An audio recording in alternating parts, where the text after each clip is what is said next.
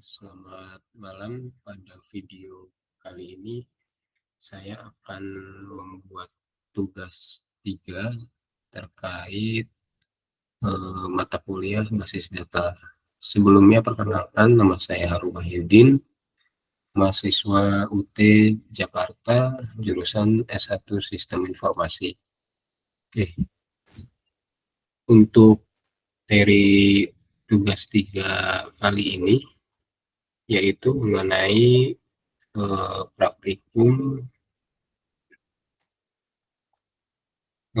basis data terdistribusi.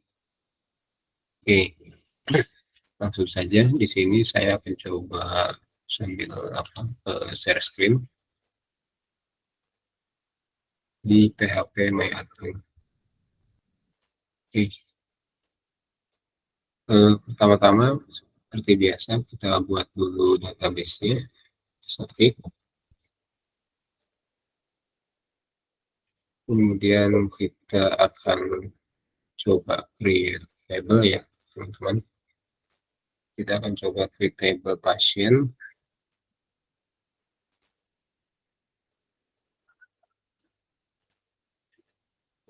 Oke, sini sudah kelihatan ya table pasiennya sudah create. Kemudian kita akan lanjut untuk membuat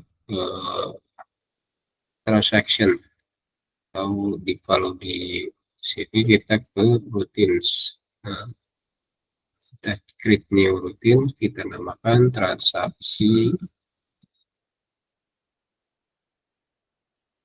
1. Oke, kemudian nah untuk parameternya kita akan coba buat script coding SQL-nya ya. Kita mulai dengan begin, kemudian start transaction.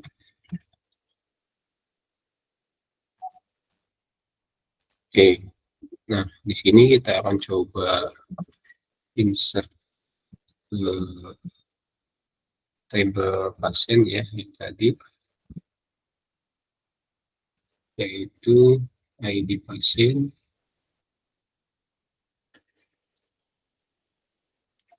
kemudian nama pasien,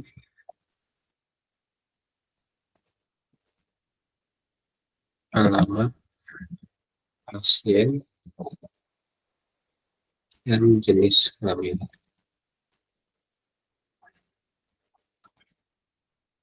Dengan values-nya adalah kita coba di pasien pertama 1, contoh Budi ya. Alamat kita coba di Jakarta, jenis kelamin laki-laki. Oke.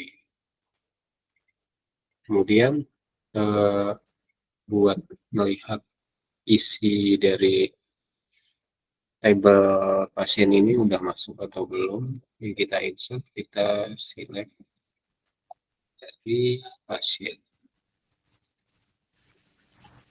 Oke. Kalau sudah, kita coba simpan. Ini ada error di sebentar, saya cek dulu di pasien.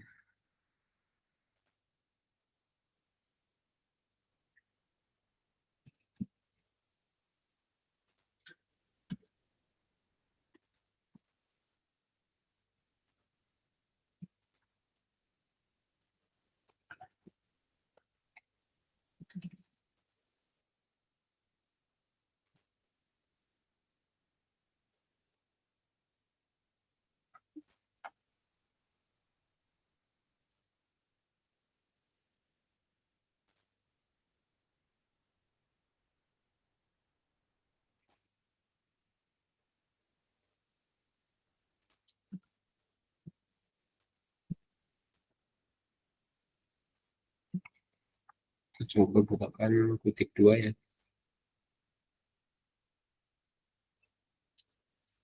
Masih error dia.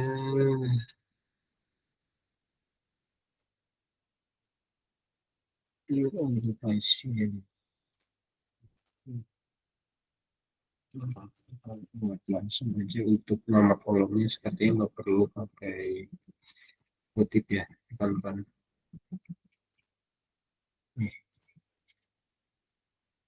Oke, sudah berhasil. Nah, di sini saya akan coba tunjukkan perbedaan transaksi satu yang tidak menggunakan commit ya. Jadi kalau dalam database commit itu eh, untuk benar-benar memastikan data itu tersimpan atau tidak di sebuah table. Kita coba eksekusi ya. Nah, eh, pada eksekusi prosedur yang kita buat tadi, di sini kita lihat Budi ini ada di hasil eksekusi dari transaksi satu ini menghasilkan baris data seperti ini ya teman-teman. ID pasien satu, nama pasiennya Budi, kemudian eh, alamat pasien Jakarta, jenis kelamin laki-laki. Nah, ini eh, contoh yang tidak menggunakan komit ya. Kalau tidak menggunakan komit, sebetulnya dia belum masuk ke table secara benar-benar tersimpan gitu ya. Nah, eh, kalau kita coba cek dengan SQL query ya, dari pasien,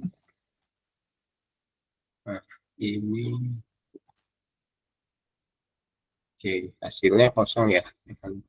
Nah, artinya untuk prosedur yang tadi kita buat itu tidak menggunakan komit, maka tidak akan tersimpan di tabel pasien. Nah, kita akan coba edit prosedur tadi ya, jika menggunakan komit gitu ya. Tambahkan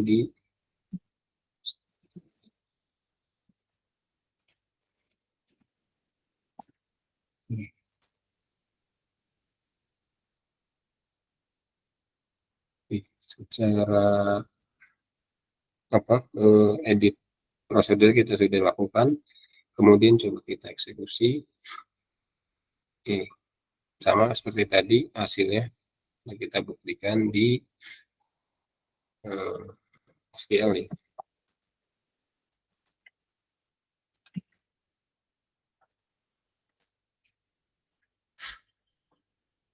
Nah, bisa dilihat di sini teman-teman, ini secara data sudah masuk ke table pasien ya. Jadi untuk prosedur yang menggunakan komit dan tidak menggunakan komit berbeda, di perbedaannya adalah di penyimpanan ke tabelnya ya. Jadi untuk yang tidak menggunakan komit, secara eksekusi dia berhasil, namun secara baris data yang tersimpan ke table itu tidak dilakukan atau tidak terjadi karena tidak menggunakan komit. Nah, tetapi jika kita menggunakan komit, nah seperti ini kita lihat di dalam table pasien itu langsung muncul eh, nama pasien dan alamat data-data yang kita taruh di prosedur tadi. Seperti itu. Oke. Kemudian kita akan lanjut ke setelah commit itu kita balik ke rollback ya teman-teman. Nah, untuk rollback sendiri ini eh, digunakan untuk menggugurkan perintah yang sedang berjalan. Artinya ketika secara prosedur data itu tereksekusi, ketika ada perintah rollback, maka data itu tidak akan masuk ke table. Kita langsung coba aja ya teman-teman. Jadi masih menggunakan apa prosedur yang sama.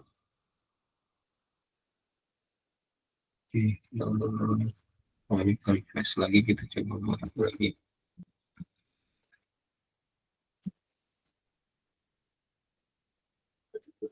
Jadi adalah table pasien ya, pasien.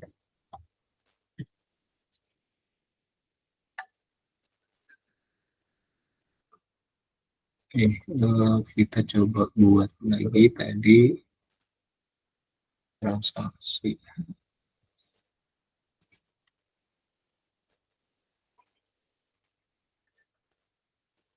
Kita coba buat yang menggunakan commit ID, berarti begin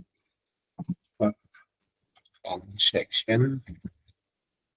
Kita coba insert into pasien yang ada ID pasien, kemudian 5, kemudian alamat, kemudian jenis kelamin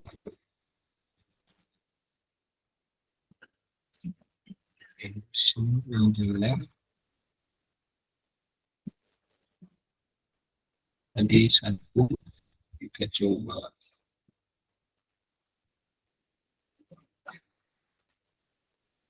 bukti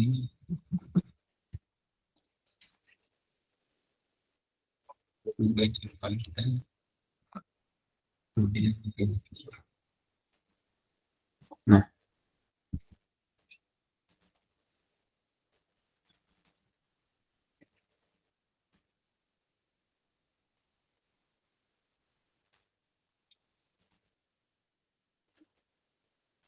sorry, ini ada error.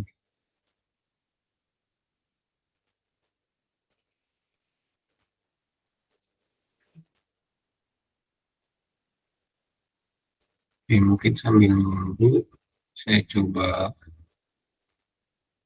jelaskan untuk yang rollback tadi ya.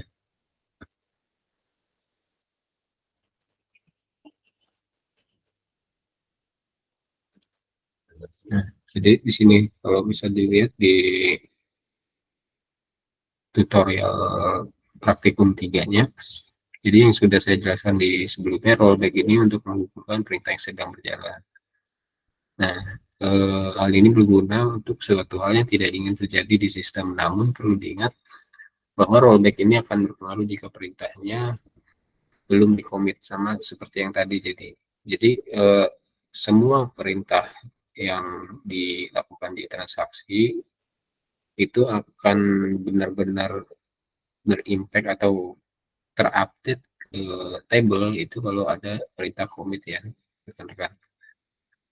Jadi kalau dilihat ini tadi seperti contohnya, dia ada update pasien, itu update table pasien dengan nama Danar, ID pasien yang dirubah adalah ID pasien 3. Ketika ini dimasukkan perintah rollback, nah maka yang update ini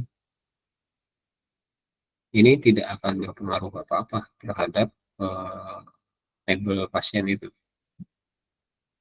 ya. Jadi rollback sendiri itu harus digunakan juga, ditambahkan juga dengan commit ya, supaya perintah yang berjalan itu langsung terpengaruh ke tabelnya gitu. Oke, mungkin nanti sambil jalan kita coba database ya.